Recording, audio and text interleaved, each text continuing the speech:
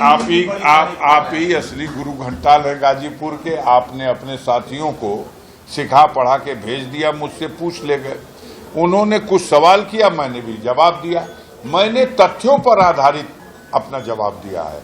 अब उसको आप तोड़ के मरोड़ के घुमा के पब्लिक को भी समझाने की कोशिश कर रहे हैं, खुद भी समझ रहे हैं, हमसे भी एक्सप्लेन कॉल कर रहे हैं कि आपने ऐसा क्यों किया, क्या गुनाह हो गया। मैंने सिर्फ यही तो कहा, मोदी का करिश्मा फेल हो गया। मोदी का करिश्मा फेल साबित है जब आप कहते हो कि मोदी बनारस में लड़ते हैं तो उनकी लहर पूरे पूर्वांचल को हिला देती है, बिहार से लेकर बंगाल तक पहुंच जाती है। मैंने यही तो सवाल खड़ा किया कि वो मोदी का करिश्मा खत्म, अपनी सीट जीतने में पसीना बहाना पड़ गया। 10 लाख का सपना था, 1.5 लाख में सिमट जाना पड़ा। बगल की सीट सोनभद्र राबर्ट्सगंज की हार गए, चंदौली की हार गए, जौनपुर मछली शहर हार गए, गाजीपुर हार गए। दायरा मत बढ़ाइए, दायरा बढ़ाइएगा तो लालगंज हार गए, आजमगढ़ हार गए, घोसी हार गए, सलेमपुर हार गए, बलिया हार गए, गाजीपुर सफाया हो गया। अब मिर्जापुर को आप ये बताइए कि मिर्जापुर की अनपुरिया पटेल मोदी की कृपा से जीती है कि मोदी अनपुरिया की कृपा से जीते हैं? ये दोनों एक दूसरे की कृपा से जीत लिए। इसीलिए मैंने कहा कि इन दोनों की कृपा के ऊपर भी एक बड़ी कृपा थी, वो थी उत्तर प्रदेश के योगी आदित्यनाथ की कृपा। उसने बनारस में अपनी पूरी क्षमता का प्रयोग किया है। अब हम सवाल करेंगे तो आप बिदक जाएंगे। मोदी जीत नहीं पाते क्योंकि बहुत सी ऐसी शक्तियां थीं जिनका राजनीति में और वहां की धरती पर कुछ वर्चस्व है। कितने हैं?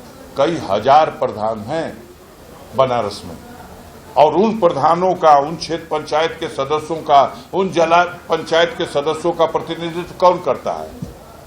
वो करता है जिसने मोदी की सीट पर मोदी की पार्टी के कैंडिडेट को हराया है। वो हराया, चिल्लाता रह गया हारने वाला, अरे मेरे साथ बाहुबल धनबल, हाय हाय हाय, लेकिन वो हार गया बेचारा। और जो जीतने वाला है वो मैदान में आ गया मंच पर मोदी को जिताने के लिए। आप कृपा करके बता दो, क्या मोदी जी ने उससे कहा था मेरे लिए वोट मांग दो? हमें तो ऐसी खबर नहीं है। हमें जो खबर है वो ये है कि योगी जी ने उनसे कहा जिताओ, जिताना है। आप किसकी बात कर रहे हैं? आप जिसकी समझ रहे हैं, हम ब्रजेश सिंह की बात कर रहे हैं, हम उन्हीं की बात कर रहे हैं। तमाम वो अदृश्य शक्तियां मंच पर आकर के वोट मांग रहे हैं। मोदी का वोट ब्रजेश को मांगना पड़ा ना। अब कह दीजिए कि मोदी वो योगी की वजह से नहीं मांगा था, वो मोदी जी ने खुद ही उनसे रिक्वेस्ट कर लिया था कि हमारे लिए वोट मांग दो। हम मान लेंगे आपकी बात। वोट मांगा, जिला अध्यक्ष जिले का बनारस का उनके मंच पे था, वोट मांगा। किसके कहने से मांगा? बीजेपी का मेंबर नहीं, बीजेपी के अगेंस्ट चुनाव जीता है, वोट मांगा। ऐसे तमाम लोग जब सक्रिय हुए, किसकी वजह से सक्रिय हुए? अगर योगी की शक्ति न लगी होती तो क्या फर्रुखाबाद भाजपा जीत पाती? अगर योगी की शक्ति पूरा, जो मैंने कहा खूंटा गाड़ के, वो शक्ति का प्रयोग न हुआ था तो अलीगढ़ का रिजल्ट ये आता, फतेहपुर का ये रिजल्ट आता। उन्होंने सब इस्तेमाल कर दिया अपना, साम दाम दंड भेद और सत्ता की सारी मशीनरी इस्तेमाल की। 1400 लोगों को लाल कार्ड गाजीपुर में दिया गया। ताली बजाते वक्त लोग अगल बगल देखते थे कि फोटो तो नहीं खींची जा रही। सभाओं में मेरी 500 के लगभग सभाएं किया है, छोटी मोटी। उन सभाओं में देखा है भय और आतंक। जो कहा जाता था कि मोदी के जलवे पे सब सीट निकल जाएगी। मोदी गाजीपुर नहीं आए थे, बताइए। मोदी गाजीपुर में भी आए, मोदी घोसी नहीं गए थे, मऊ भी गए थे, मोदी बलिया नहीं गए थे, अमित शाह रोड शो नहीं किए। परिणाम नहीं बदल सके। योगी का पोस्टर हटाया गया गाजीपुर में। हटाया गया कि नहीं हटाया गया? अगर योगी पोस्टर से गायब हुआ, अब कोई उसका चमत्कार हुआ, तो आपकी निगाहों ने देखा, आप मत कहिए, हमारी निगाहों ने देखा तो मैं कहूंगा। योगी के लिए हमदर्दी अंदर सब कुछ। अब हमदर्दी कैसे हो सकती है? परेशान लोग यही हैं कि क्या योगी से दोस्ती हो गई, या दोस्ती के लिए हाथ बढ़ाया जा रहा, या इसके पीछे कुछ भी नहीं। सिर्फ ये कहा जा रहा मोदी का करिश्मा फेल और योगी का वो सारे साम दाम दंड भेद का और सत्ता का और अपनी मेहनत और परिश्रम और ललकार का। गोरखपुर जीत लिया ना, हमारी कैंडिडेट बीमार थी, उसको हार्ट अटैक आ गया, वो हॉस्पिटलाइज है, डिस्चार्ज होके बड़ी मुश्किल से वो आई है वोट मांगने। इसका लाभ ले लिया, जीत गए गोरखपुर। आप देवरिया जीत लिया ना, देवरिया बनारस के बगल में है, बोलिए।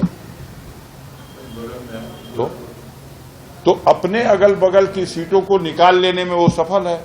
अब मोदी जी अपने अगल बगल की सीटों में निकले हैं, लेकिन मैं जानता हूं मोदी जी ने नहीं कहा था ब्रजेश सिंह से कि हमारी नैया पार कर दो। ये योगी जी ने कहा था कि किसी भी तरह से मोदी जी की नैया पार होनी चाहिए, ना कट जाएगी, तब मोदी जी थे।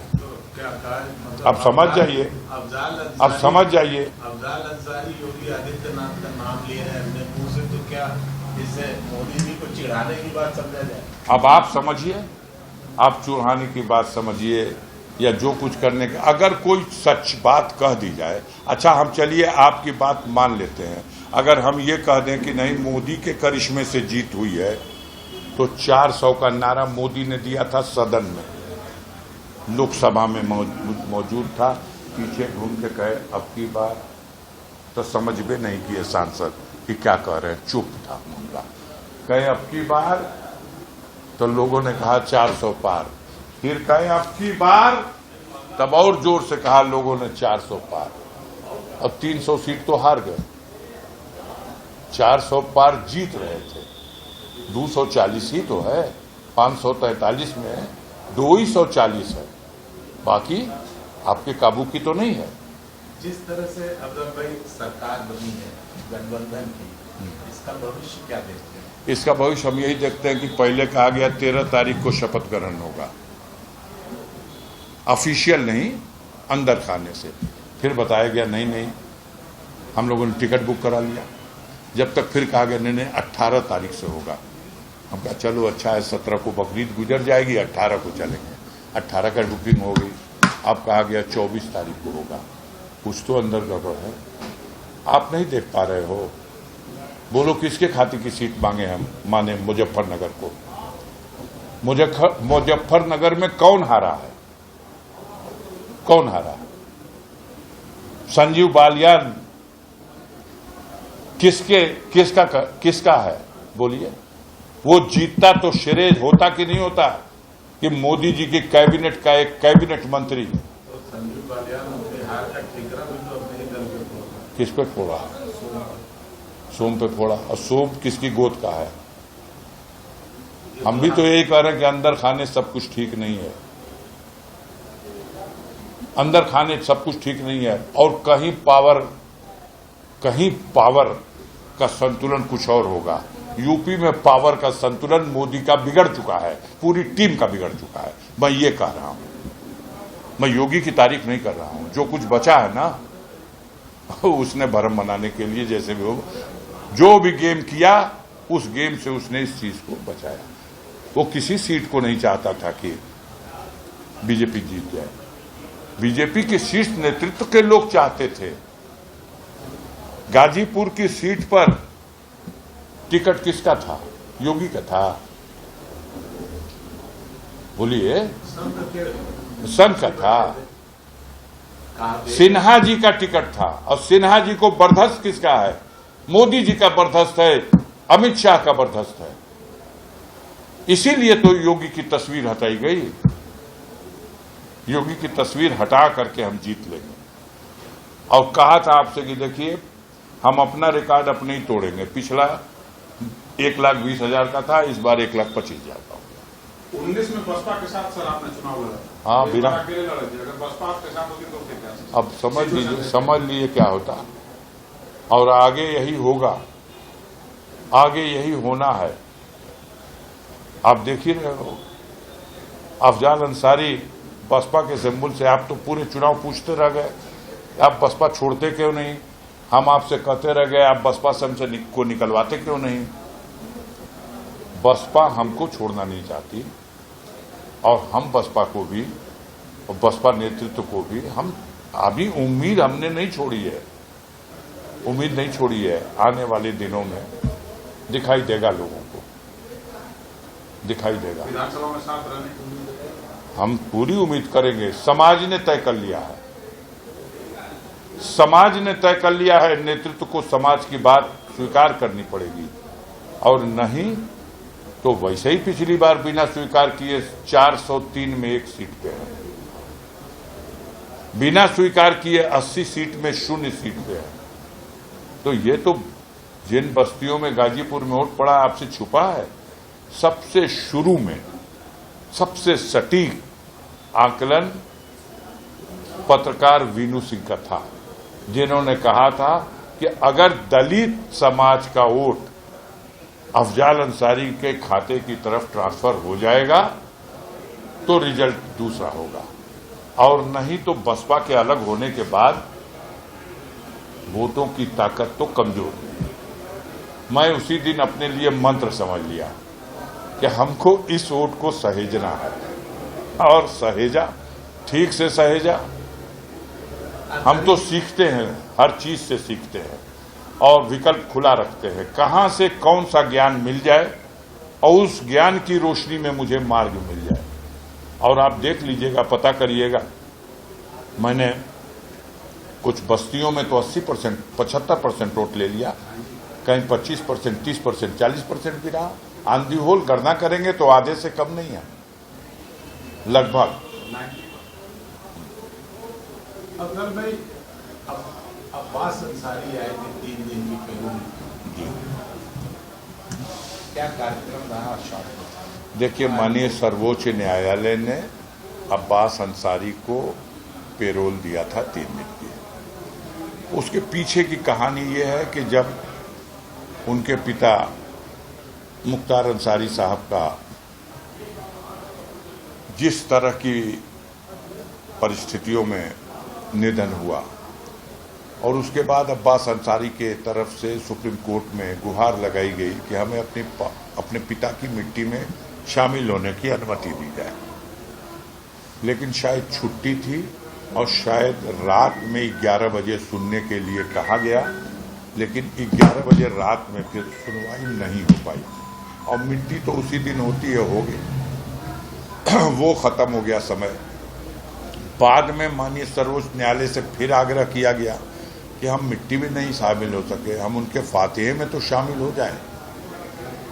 तो मानवता को दरकिनार करके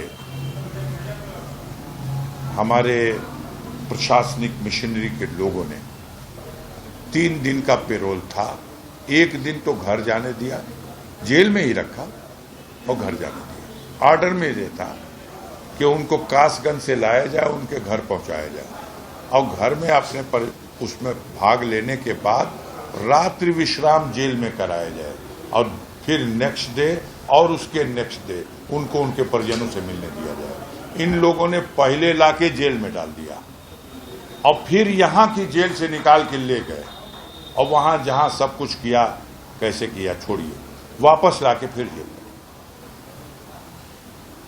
जहां महिलाएं हैं, पर्दा करने वाली भी महिलाएं हैं, उस घरों में भी घुस गए। भाई ताकत है, सत्ता है, व्यवस्था है। दूसरे दिन कह दिए लोग आएंगे नहीं, जिसको मिलना वहां जाए, कोई नहीं आया। तीसरे दिन फिर घर में महिलाएं रो रही थी कि वो आज के बाद चले जाएंगे। कुछ लोग आके घर से, परिवार के लोग, उनका बच्चा या उनकी पत्नी या मिल के चले गए। लेकिन ये बात माननीय सर्वोच्च न्यायालय में अवमानना याचिका के रूप में दाखिल कर दी गई कि आदेश आपका है, इसकी मंशा आप क्या समझ सकते हैं। इसकी व्याख्या जो गाजीपुर के प्रशासन ने की है, उसने कोर्ट के आदेश की अवमानना की है। वो अवमानना याचिका भी लंबित है, कोर्ट उस पर गंभीर है। और उसने कहा कि ये गलत अपनी तरह से समझा गया है इस आदेश को, तो इस बार तीसरी बार आदेश किया तो ठीक से लिख दिया, और जब ठीक से लिख दिया तो वो यहाँ आए जेल और फिर उनको समय से ले जाते थे, मिल के चले आते थे। अब इसमें क्या अहंकार भाई, जब सुप्रीम कोर्ट ने कह दिया, हो सकता है कल सुप्रीम कोर्ट कह दे छोड़ दे।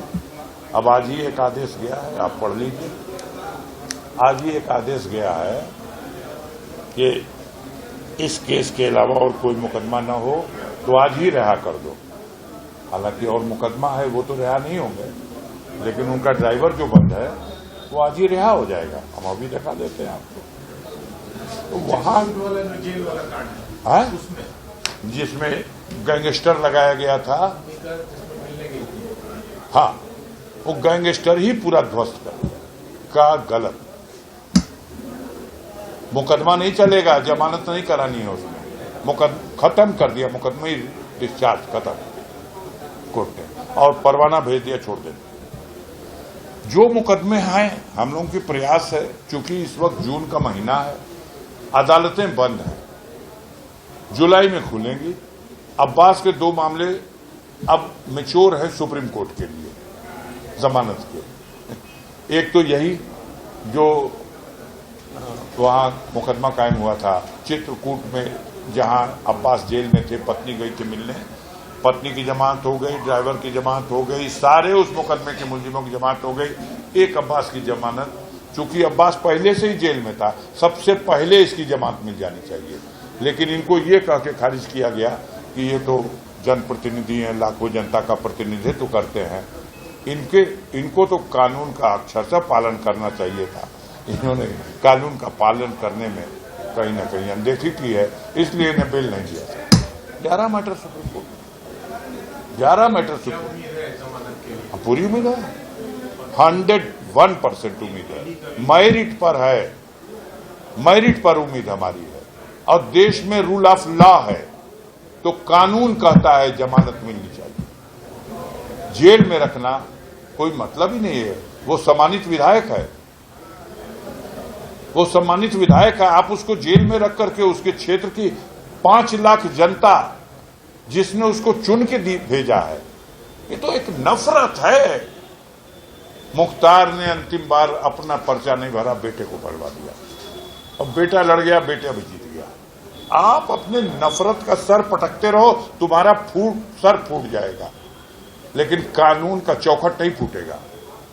पटकते रहो सर। एक सवाल है सर कि नीट परीक्षा जो हुआ है, कहीं धांधली हुई है बच्चों की, बड़ी बवाल है इसको लेकर, बड़ा बवाल है। अरे भाई बवाल, इतनी तैयारी बच्चों ने किया है, इतनी तैयारी किया है, रात का रात, दिन का दिन एक कर दिया, और मतलब उनकी मेहनत को मिट्टी में मिला दे रहे हैं ये लोग। और देखिए, सरकार की जुड़े हुए, उनके गोद में बैठे हुए ऐसे तत्व है ना कि सारी चीजें ये शुद्ध हो ही नहीं सकती। पिछला जो पुलिस वाला पर्चा खारिज हुआ, कभी आपने नहीं छापा कि ये पर्चा छपने गुजरात गया था। हमीद सेठू का भाषण गुजरात से लगेगा, और उत्तर प्रदेश की पुलिस भर्ती का पर्चा गुजरात में छपेगा। ये गुजराती मॉडल देश को नर्क बना देगा, एक दिन नर्क बना देगा। आम जनता में बेचैनी है, वक्त का इंतजार करिए। आधा कार्यकाल उत्तर प्रदेश का बीत चुका है, आधे उस कार्यकाल की तैयारी शुरू हो चुकी है। जिस दिन चुनाव का रिजल्ट आया, उसी दिन ये सिद्ध हो चुका है कि आज अल्पमत में है उत्तर प्रदेश की सरकार। आपकी क्या मांग है नीट वाली परीक्षा में? नीट वाली परीक्षा में इन लोगों से क्या अपेक्षा की जाती है? माननीय सर्वोच्च न्यायालय के सिटिंग जज की देखरेख में अगर इसकी जांच कराई जाए तो हो सकता है, लेकिन जांच के बाद जांच बैठ जाना और कोई परिणाम भी ना आए और कोई दोषी को सजा भी न दे। जो ओवरब्रिज गिर गया बनारस में, जांच तो बैठ गई, आज तक ये भी पता नहीं लगा कि ठेकेदार कहां का है। ऐसी जांच से क्या मतलब? ये लोग सबको सेट करके तब आप बताइए, आपको पता है एक अयोध्या में भगवान के मंदिर के प्राण प्रतिष्ठा होने के बाद वहां एयरपोर्ट फंक्शन में आया, कितनी एयरलाइंसों ने वहां सेवा शुरू की, कहां से फ्लाइट आने लगी और कितना बड़ा भौकाल बनाया गया। आज आपको पता है कि अधिकांश सेवाएं बंद कर दी। आपको पता है पैसेंजर ही नहीं है। क्यों भाई? ड्रामा भौकाल का। अब क्या हुआ? हमारे एक मित्र बता रहे थे कि भैया इतना पैसा खपा दिया यहां पर लोगों ने, जो गुजरात के व्यापारियों ने, अरबों अरबों रुपया। हम कहा तो उजड़ जाएंगे। कहा कुछ नहीं करेंगे, सारा बैंक के माध्यम से फाइनेंस करा दिया गया है। उजड़ेगा बैंक। अब बैंक कहां उजड़ेगा? उजड़ेगी देश की जनता। जनता का पैसा बैंक में और बैंक का पैसा गुजराती ठगों के पास। अब वो गुजराती ठग लगा दिए कि यही साल में अरबपति, अगले साल खरबपति, और धूल चाट गए। आप एक दिन चले जाओ ना यार, हम गाड़ी दे दे रहे हैं, अयोध्या का नजारा देख के आ जाओ। जो कल्पना थी 5 लाख प्रतिदिन दर्शनार्थी आएंगे, देख के आओ ना। कहां है? उस सच्चाई को क्यों नहीं दिखाते? 3,300 हिंदू परिवार के मकान तोड़े गए अयोध्या में, 31 मंदिर तोड़ी गई, 90 लाख की दुकान खरीदा था पिछले साल। एक हिंदू व्यापारी जायसवाल ने 90 लाख की एक दुकान खरीदा, 80,000 मुआवजा मिला है, 90 लाख की दुकान तोड़ दी गई। भंगी हो गए लोग, दानो दानो मोहताज हो गए। 7 मस्जिदें तोड़ी गई, 9 मज़ारें तोड़ दी गई, 2200 हिंदू परिवार के लोगों की दुकानें तोड़ दी गई। जो गरीब फुटपाथ पे आ गए हैं, दाने दाने को मोहताज हो गए, कितनों ने अपनी जान गंवा दी। ये उनका पाप था। ये बनारस में भी यही हुआ है। बनारस में जिस तरह से चौड़ीकरण और सुंदरीकरण और कॉरिडोर बना करके और दुकानों का आवंटन, माल का आवंटन गुजरातियों के नाम से, बनारस की जनता को स्वीकार नहीं है। मैंने दावा किया था पहले भी, मेरा आज भी दावा है, बनारस लड़ने नहीं आएंगे मोदी। मोदी ने नया नारा भी दे दिया और मोदी को नया स्थान भी मिल गया। अब जाएंगे गुजरात, वहां उड़ीसा, पुरी से लड़ेंगे। अब वहां जाएंगे तो कहेंगे भगवान जगन्नाथ ने बुलाया है, क्योंकि यहां इस बार तो चूक हो गई, लेकिन अगली बार यहां शिव शंकर ने बुला लिया है उनको, भूपेश बघेल को, कि अगर मोदी आए तो तुम आना अगले चुनाव में। अफजल भाई, एक छोटा सा सवाल है हमसे कि 2027 में उत्तर प्रदेश के चुनाव की बात कर रहे हैं और अखिलेश जी ने आज इस्तीफा दे दिया और वो दिल्ली में आप कैसे अरे भैया, माननीय अखिलेश जी दिल्ली का रुख कर दिए, लेकिन वो समाजवादी पार्टी के राष्ट्रीय अध्यक्ष हैं। उत्तर प्रदेश उनका दिल है, उत्तर प्रदेश उनका शरीर है। उत्तर प्रदेश से कहां 1 मिनट के लिए उत्तर प्रदेश के बाहर कहां। हां, अपनी जिम्मेदारियों का निर्वहन करने के लिए आज समाजवादी पार्टी भारतवर्ष की तीसरी सबसे बड़ी शक्ति है, राजनीतिक ताकत बन चुकी है। उस ताकत को संचालन करना है, सही तरीके से उसका संसद में इस्तेमाल करना है, इसलिए उनकी उपस्थिति जरूरी है। उत्तर प्रदेश में 2027 किसका है? 1 से 1 है। 2027 किसका है? योगी का? हम लोग ये चाहेंगे कि ये लोग सत्ता से बेदखल हो जाए, जिन लोगों ने उत्तर प्रदेश की जनता को गुलाम बना के जीने पे मजबूर करने की कोशिश की, जिन लोगों ने उत्तर प्रदेश में कानून की मशीनरीज को पंगु बना दिया। आज सरकारी अधिकारी कर्मचारी मानसिक रूप से गुलाम हो चुका है। हमसे ये काम सरकार चाहती है, हमको ये काम करना है, ये कानून में है नहीं है, हम रूल का उल्लंघन करेंगे कोई बात नहीं। हमारा मानसिक गुलामी के शिकार हो चुके हैं अधिकारी, और वो मजबूर हो जाते हैं काम करने के लिए। उनका दिल भी अंदर से बेचैन है कि बहुत कुछ गलत हो रहा। लेकिन ऐसी सत्ता जो अपने अधिकारियों से, अपनी मशीनरी से, अपने हैंड्स से और देश की, प्रदेश की जनता से ऐसे व्यवहार कर रही है, तो ऐसी सत्ता, उन्हें सत्ता में रहने का अधिकार नहीं, उन्हें सत्ता से हटाना। कश्मीर के पंडितों को बताने की बात कही जाता बीजेपी ने, कितना बताया? अब कश्मीर पे आइए तो इस समय नया नया ताजा जो चल रहा उसी विषय पे आइए। कश्मीर के पंडितों के साथ धोखा हुआ है और अभी जो हमले हो रहे हैं, अब महामहिम एलजी साहब गाजीपुर टहल रहे हैं, दिल्ली में घूम रहे हैं, तो अपनी जिम्मेदारी का निर्वहन करें। यहाँ की जनता तो उनको खारिज कर चुकी है। कितनी देर तक मीडिया भाइयों के सहारे वो यहाँ विकास पुरुष बने रहेंगे? खारिज खारिज खारिज। वो सोना छू देंगे तो पीतल हो जाएगा, पीतल। और अफजाल अंसारी मट्टी भी छू देगा तो सोना हो जाएगा। गाजीपुर की जनता ने साबित कर दिया।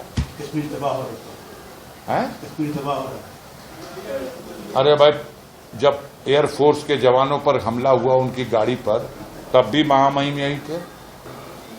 आप यहाँ हमसे पत्रकारिता कर रहे हैं, घर में सेन लग जाए तो क्या कहा जाएगा? आप अपनी जिम्मेदारी को निभाइए। यहाँ मंदिर मंदिर घूम करके देवताओं को जो ठगने का प्रयास हो रहा, ये देवता भी जान गए कि ये ठग आदमी है, इसलिए ठग के साथ उन देवताओं में भी उनका भी प्रकोप है। अयोध्या हरा दिया, चित्रकूट हरा दिया। अभी आपको समझ में नहीं आ रही भगवान राम की इच्छा क्या है? ये भगवान की इच्छा थी कि इनको दंड दो।